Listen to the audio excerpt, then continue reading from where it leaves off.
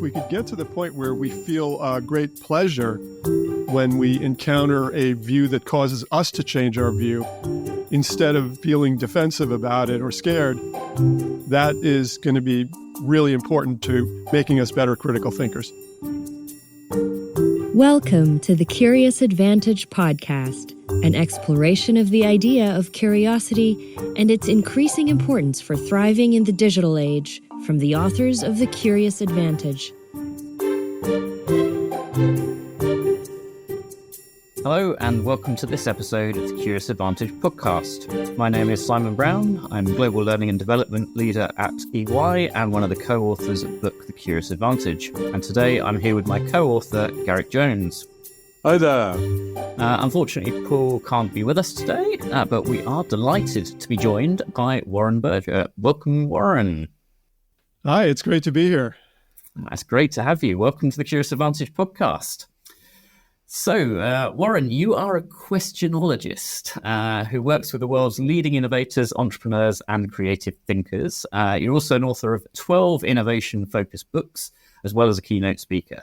So let's kick off with if you could tell us a little bit about your journey and how you ended up where you are and what is a questionologist. Yeah, well, if you haven't heard the term before, it's probably because I made it up. Aha. I was specializing in questioning for quite a while. What this came out of was being a journalist, and I kind of realized that in the world of journalism, there isn't enough attention paid to questions. In fact, when I went to journalism school, there were no courses on formulating questions or types of questions, or really wasn't much attention paid to it. I would work really hard on my questions, but a lot of other journalists, it seemed like they were going through kind of rote questioning when they were doing interviews. So I got interested in questioning as a technique to help me as a journalist. But then while I was writing articles, I started to write more and more about innovators, business leaders, and really creative people, a lot of, Silicon Valley people, that kind of thing. And one of the things I noticed was that a lot of these people were really good at questioning. They were really good at formulating big, ambitious questions and then going to work on those questions. And eventually, that seemed to be the thing that would guide them as they were developing innovations and new ideas. So that was a big kind of breakthrough for me, because I'd always thought, questioning is this tool that helps you get information out of other people. But then I started to think about it this other way, that it's also a tool that, when you're asking yourself questions or you're in a group and together you're asking questions as a group, it can be this really powerful tool for shifting the way you think. And that became the basis of my book, A More Beautiful Question. I just kind of, really focused in on, what's the connection between questioning and innovation and questioning and bringing about any kind of change. And that's where I am now. It's become a huge thing. I've done 3 books on it, and it just keeps expanding and growing. It's such a beautiful topic. I mean, in the book, the full title, A More Beautiful Question, The Power of Enquiry to Spark Breakthrough Ideas. And there you say there are 5 enemies of good questions, which I was fascinated by. Can you tell us all about those? I think it was a fear, knowledge, bias, hubris, and time. Well, I would say fear may be the biggest one. Yeah. And it's because questioning is associated with the unknown. And when you ask questions, you're kind of, in a way, you're venturing into the unknown. So for a lot of people, this creates discomfort in many ways. It starts with kids. Kids start out amazing questioners, but then as they go through school and they're surrounded by peers and there's peer pressure, and all of a sudden fear starts to be associated with questioning because, what if I ask a stupid question? Or what if, my question reveals to people that I don't know something that I'm supposed to know? That continues into adulthood and the workplace. So the same thing. I mean, people are afraid of asking questions in the workplace because, again, they might reveal weakness or not knowing.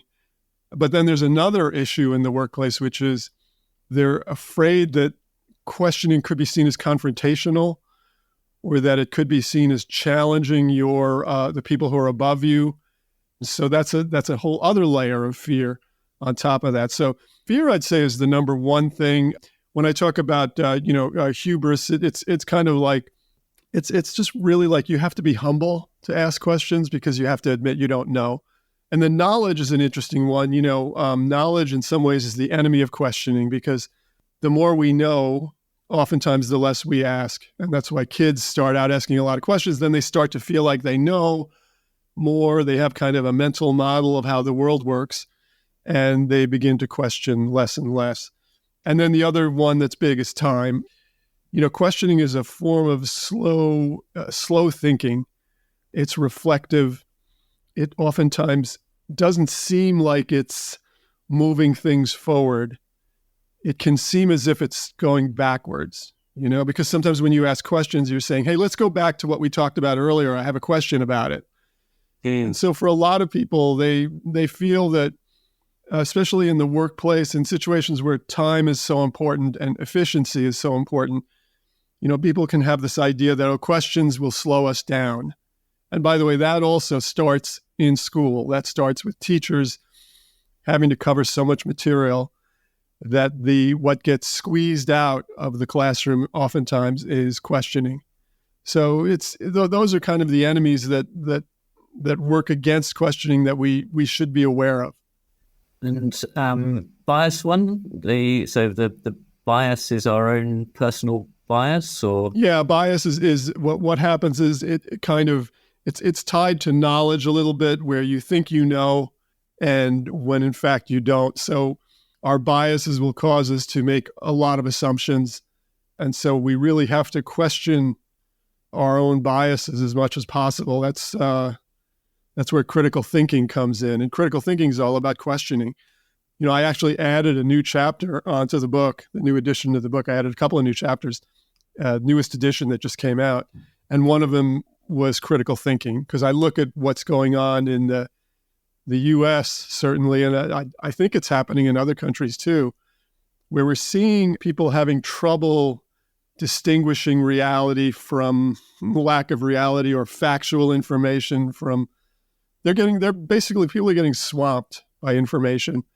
And so it becomes more important than ever that they have critical thinking tools, and critical thinking just is entirely about questions. It's like knowing which questions do I have to ask, in what situation, and how do I ask the question. I have to have the right attitude and the right mindset. So yeah, that's where bias comes in.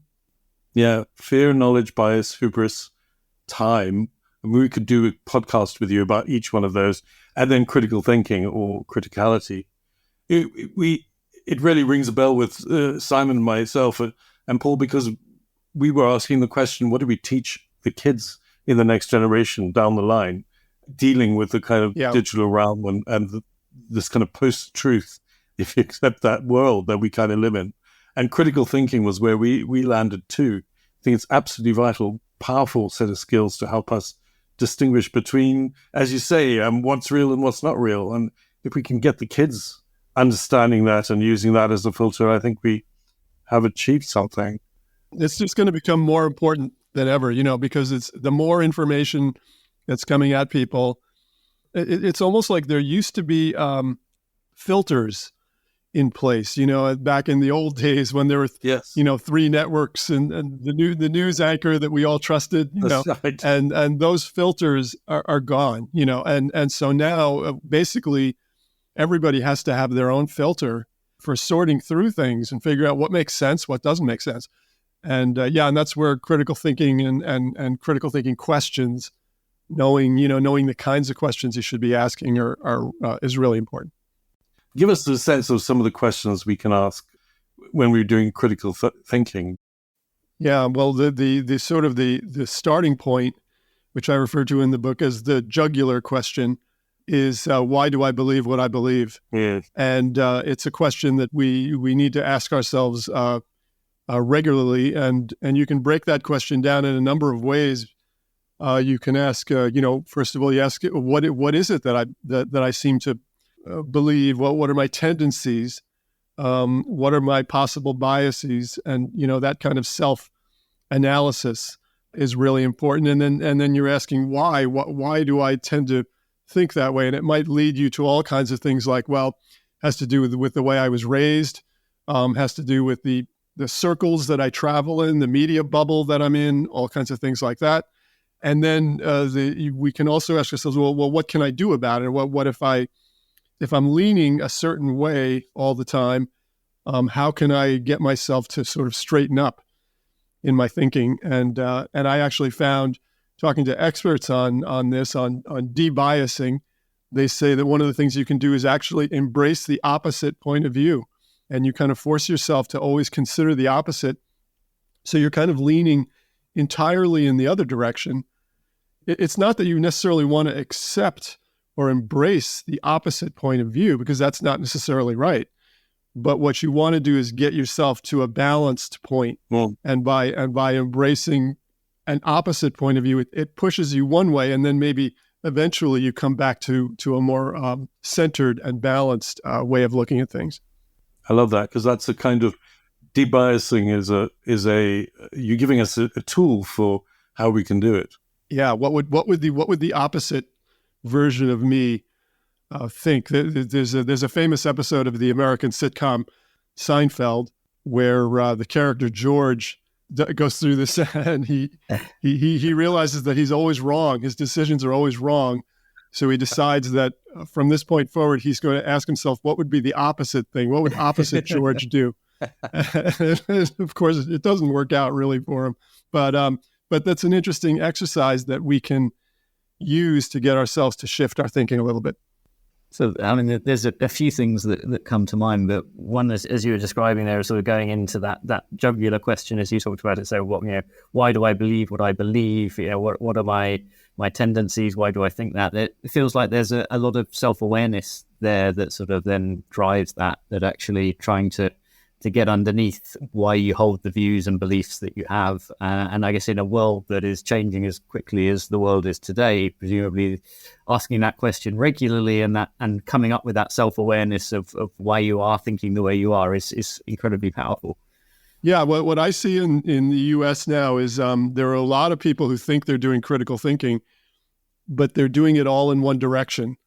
So they're doing it with an agenda or with a very solid, rigid point of view. But yet they think they're doing critical thinking because they're asking a lot of skeptical questions and they're sort of challenging authority, but they don't realize they're only doing it in one direction. They're only doing it one way. And so that's one of the things I'm trying to get across is if you're doing that, you're not a critical thinker. No matter how many skeptical questions you're asking, it's about the attitude you have as you're asking those questions. Is there a way to break out of that where we may not even realize sometimes we're in that? Yeah, I think just by challenging yourself to look at things in a different way. We can all do that if we're willing to, take the time and make the effort. There's a slight discomfort associated with that too, because a lot of us get very invested in our viewpoints. And we get invested in thinking that what we think is right, and we've figured out the right way to look at this issue or this particular matter. So one of the things you have to do is question whether you're willing to let go of being right, and whether that's really the most important thing. Is being right really the most important thing? Or is it really more important that you're learning and adjusting and adapting? And, and that's kind of a big shift for people. It involves ego and, letting go of that ego feeling of being right.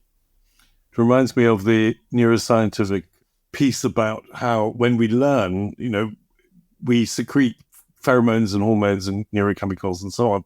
But when we're learning those particular things, because they're related to fight or flight, they tend to make us feel uncomfortable. Mm-hmm. And so absolutely. We can sometimes mistake being uncomfortable for being learning. It's one of the problems I've got with feedback systems, where people get to say, "Oh, I didn't like this. I felt very uncomfortable." In a learning situation, where you go, "Well, yeah, learning is supposed to be uncomfortable. It's supposed to take us to the edge and for us to inquire. And then when we know that it's safe, or we learn, or we figured it out, and we know what our opinion is, then we can settle down and it can be laid down as a memory and so on." So that's another whole discussion, the question of learning. And someone I interviewed had said one of the questions maybe we should be asking ourselves is, how can I get to the point where when I learn I'm wrong about something, or that there's a different way of looking at it, it actually feels good? Can I get myself to feel good about that? And I think that's kind of the challenge. If we could get to the point where we feel great pleasure when we encounter a view that causes us to change our view, instead of feeling defensive about it or scared, that is going to be really important to making us better critical thinkers. I love it. How can we apply this to the workplace? I mean, you talk about creating a culture of inquiry. How do you create that culture? How do you encourage a culture of inquiry? Yeah, I think the culture of inquiry basically starts from the top, because you have to signal to people very strongly that you are interested in questioning and that it's something that our culture values. And don't forget, you're trying to overcome years of programming that people have had that say it's all about the answers, questions slow things down, that kind of thing. And people have been absorbing this kind of information ever since they were in school. Don't forget, when they're in school, they only get rewarded for the answers. They don't get rewarded for asking a good question. Questions are not valued. So the biggest thing that I think has to be done to establish a culture of inquiry is leaders have to find ways to show that questions are valued. There's a million ways of possibly doing that. It could be we choose the question of the week, and that person, is celebrated for coming up with the best question. Or you just have to find ways to reward and encourage questioning and put it out there as part of the belief system of the organization, to say we are a questioning culture. I've often said to companies and leaders, if you want to do that, one place you might start is with your mission statement. If you phrase your mission statement or your value statement as a question, that signals something to your people. That tells them we're not about saying we have all the answers. And oftentimes a mission statement is phrased as if it's an answer, as if it's something we've already figured out. We make the world a better place through robotics or something. So it's saying, we figured this out. Now, the problem is it's probably not true. You really probably haven't figured it out. You're on your way to figuring it out all the time. It's a journey. So that's where mission statements come across as kind of static, and they feel as if the mission's already been accomplished. Whereas if you're phrasing your mission questions as like, how might we make the world a better place through robotics? Well, it's sending a whole different signal to your organization. First of all, it's saying we're on a journey. We haven't figured it out. And it's also an invitation to them. Questions are always invitations. They're invitations to think about something, to be part of something. That's what you want your mission to be. You want it to be a collaborative journey that you're all taking together. So interesting. Now at EY we have better questions, better answers, better working world. So it's tied in very much to actually if we can ask those better questions, then everything that follows is going to be better for it. So creating that environment to better question. What's your take, Warren, on I guess the applicability of questions today versus in the past? So because my gut instinct is because we're going into a lot more uncharted territory with the likes of Gen AI and other things, that actually the ability for a leader to have certainty over an answer is very, very difficult. So actually, almost the best way of navigating through is to be able to ask those questions. Is that style of working going to be more suitable or more valuable in the future than you think it has been in the past? Yeah, I think so. I think it's going to be eventually the only kind of leadership that works. And it's a transition right now. It's leaders have to make this big transition from being the answer people, the people that you would go to with all the expertise and the answers, who tell you what to do and say this is exactly what the company's going to do. So they were in that position. They were trained in that position, in that kind of thinking. And it's very closely tied to authority, the idea that the leader has to exercise, really strong authority, that the leader has to be extremely confident. And so to shift to this other model of questioning leader which is what I call it in the book. I say, this is the new type of leader, the questioning leader. To shift to that is a big, big change. It requires different ways of operating, different ways of interacting with your people, where you are asking them more questions and you're allowing them to ask questions. You're saying, basically, I want to hear your questions. This is a shift. I mean, it's a little bit of giving up some control. And so that could be an issue for some leaders. This is the same problem teachers have, by the way. When teachers start allowing students to ask more questions, the first thing that teachers will wonder is, well, what if I can't answer it? What if they ask questions and I don't know the answers? How am I going to deal with that? Well, the same is true for leaders as well. They may find themselves in situations where they have to say, I don't know. And a lot of leaders are not entirely comfortable with that. But they should be, because really no one expects anyone today to have all the answers. It would be ridiculous. So I think it's a big adjustment that's going on now, and leaders are going to have to figure out, how to get comfortable with it. How does it change my behavior? How does it change my everyday interactions with people? How can I balance the humility and confidence? Because that's to be a questioning leader, I think you have to be humble and confident at the same time. You have to be humble enough to be willing to admit you don't have all the answers, but then you have to be confident enough to believe that even when you do that, people will still follow you. And so that's the big challenge for leaders today.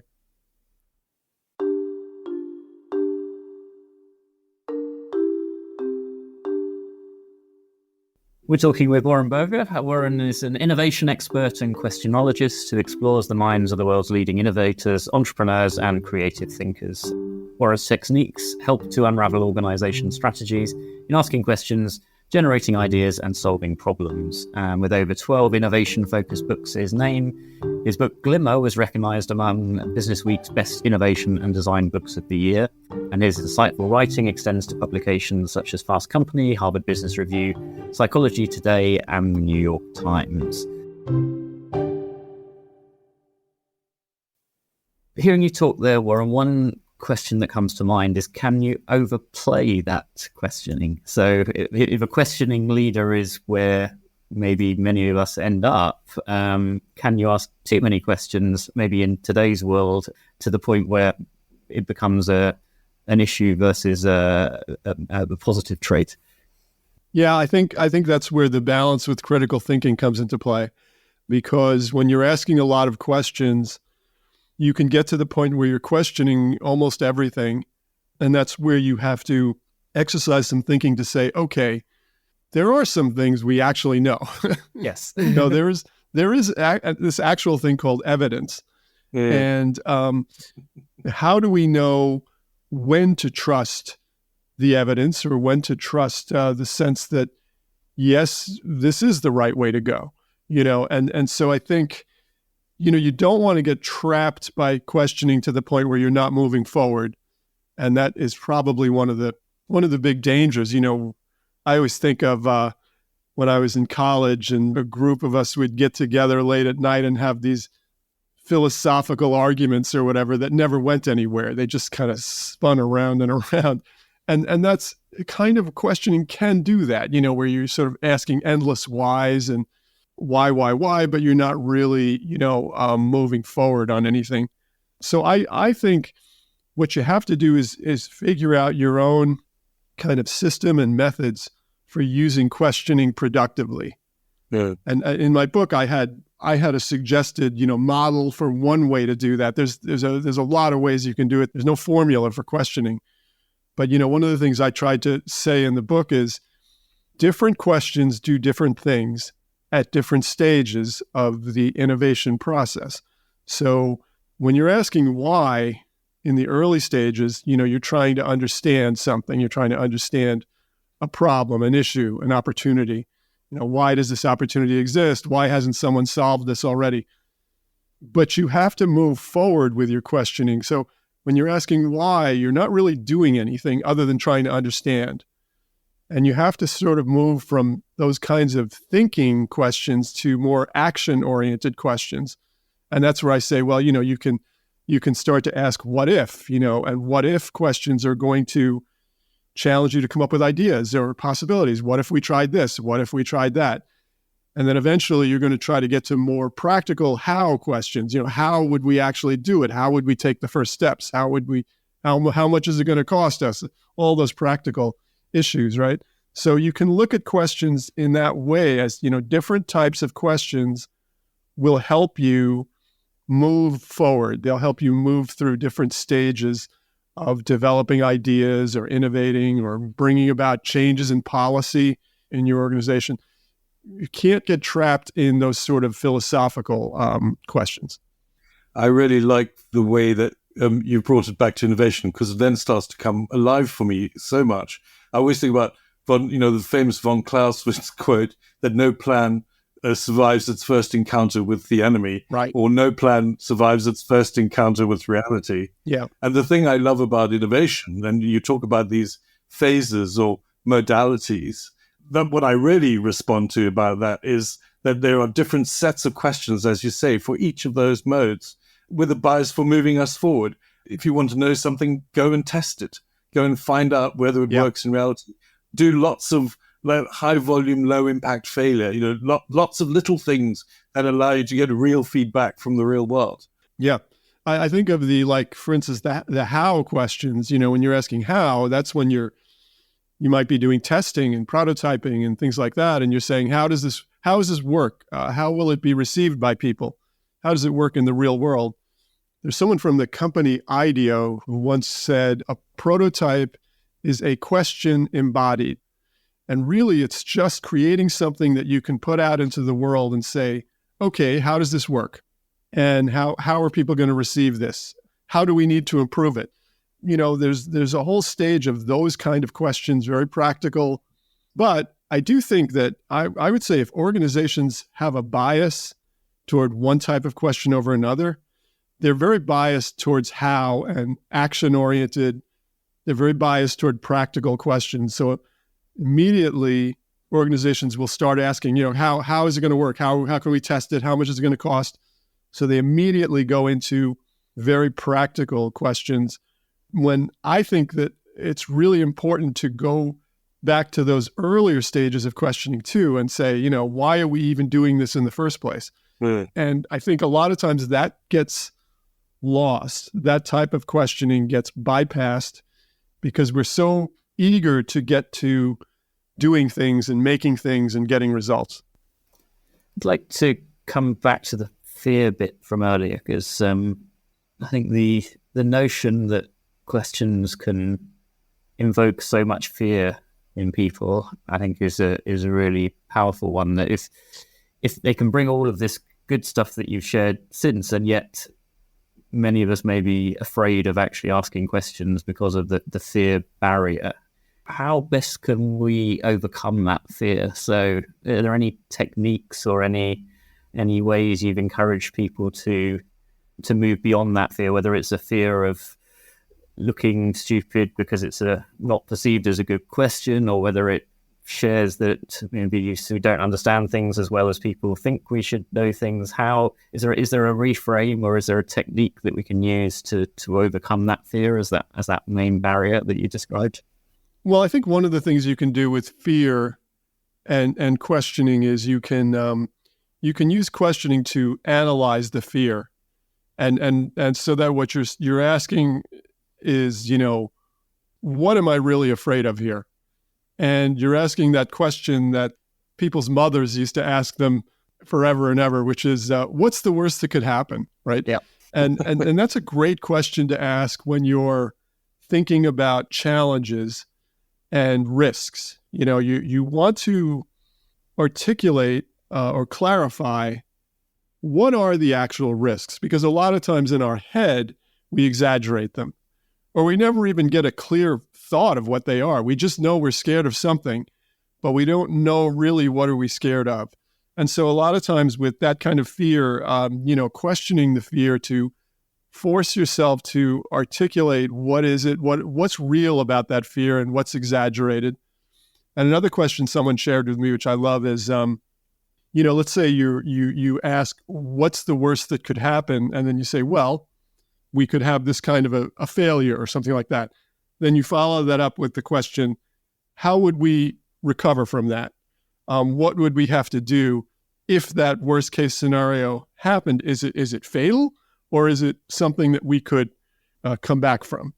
Again, it's really important for taking these exaggerated fears in our head and making us realize, no, they're probably not as extreme as we tend to think in our imagination.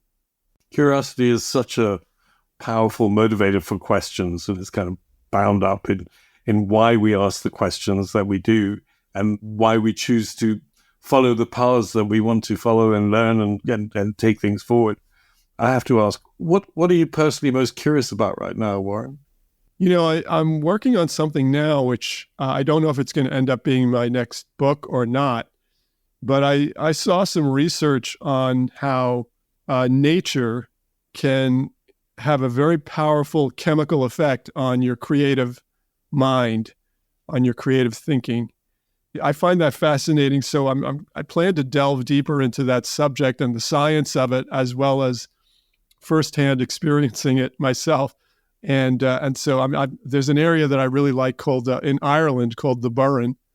And so one of the things I plan to do is I'm going to be traveling there pretty soon, next week actually, and I will be talking to artists there and people who find it to be a source of inspiration. And so it's part of this larger question of, what is the connection between nature and creativity? And that I'm just fascinated by that. Very, very curious about it. And so there's an article I passed this morning, which I think was around showing nature in VR it was claimed well-being effects on, I think it was people with cancer or something. It was, I sort of passed by it, but it seemed to be a similar thing of actually maybe we underestimate some of the power of nature in various pieces. So I'd love to see where your curiosity goes around, the link between nature and creativity. So yeah, I think it's a powerful idea, and I think it again, it's something that people probably have felt something like that for a long time, but there was never any research behind it. And now people are starting to research and say, yeah, no, it really does have these interesting effects on your brain and the way you think. So it's fascinating. So Warren, as the master of questionology, do you have any questions for us? Yeah, well, you guys have been really focused in on curiosity, and I'm wondering, what do you feel organizations are thinking about curiosity? Do they value it? Do they try to actually encourage it? And have they figured out ways to do that? Because I find that fascinating. So certainly through the conversations that I've had, there's been, and maybe this is self-fulfilling, having written a book on curiosity, but we've certainly heard a lot more over recent years of organizations being interested in the notion of curiosity, and I guess behind that questioning. My assumption on that is because it is this changing world around us that there is no longer a clear answer, and therefore many organizations coming to the conclusion that actually what are the traits that you need to be able to navigate through ambiguity and through the unknown? Well, actually it's the ability to be curious, the ability to adapt quickly, to experiment, to try things, to test, and to today's discussion to really question things and not hold too strongly on to what we believe to be true, because it may well have changed without us knowing, and we need to constantly question to get to the right answer. So yeah, it's definitely the last couple of years seems to be raising in its prominence, would be my take. Do you feel like they're developing practices and systems to encourage creativity? Are you seeing organizations actually, do this as in a kind of a systematic way? I think I see it more in things like leadership development. So encouraging leaders to be comfortable with not always knowing the answer. And right. I think still there's a lot of organizations wrestling with this sort of, if I don't know, is that a sign of weakness? So trying to sort of shift to actually, it's not possible to know the answer in many situations. So actually the sign of a good leader is someone who can ask the right questions. but also do what you said earlier, I think, as well, which is not question everything. It's actually, what do we know? Let's put the stick in the sand. That allows us to move forward. And then what's the next question? So I think that leadership traits around that, I think, are key.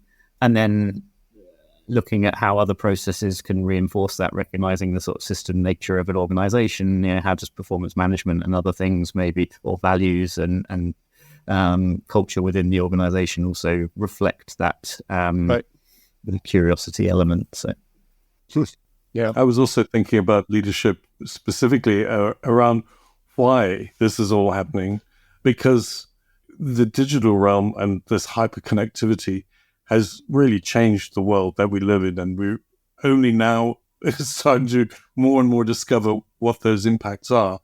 For one thing, anybody who's connected to the internet has more solutions and answers and questions than any one leader can possibly deal with. So it changes not only what it means to be a leader, but it also changes who you turn to for answers and how you do that. So I completely agree. It's at the heart of the kind of digital transformation that's going on around the world at the moment, which is throwing everybody into crisis.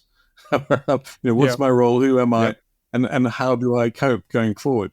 All of which are great questions. By the way, one of the ways I define a good question, an authentic question, is basically, does it have a curiosity at the center of it, the central ingredient? Because there is a lot of questioning that does not have curiosity, and it ends up being almost what I would call counterfeit questioning. When you ask someone something, but it's really a statement or a criticism disguised as a question, you say to them, "What were you thinking when you did that?" And so I think there's a whole way of questioning that is not curious, and it's much less effective to me than questioning that is rooted in curiosity. I love that. Yeah.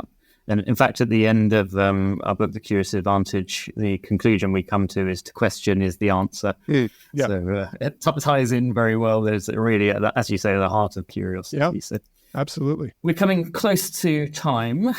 We've covered a lot. If I try my best to sort of summarize some of the things we've covered. So we heard all about a questionologist, and I thought I was missing something, but I'm glad to hear that you made it up, that it wasn't a term I wasn't familiar with.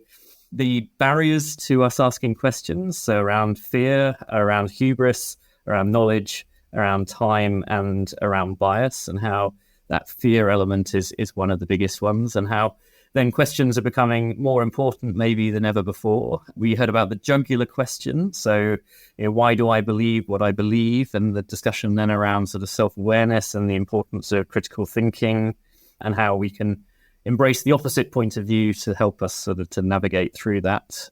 The challenge of how we're often invested in our own points of view, and how we get caught up sometimes by our egos, and are we willing to actually let it go, or let go of being right, that we need to learn, we need to adjust, we need to adapt.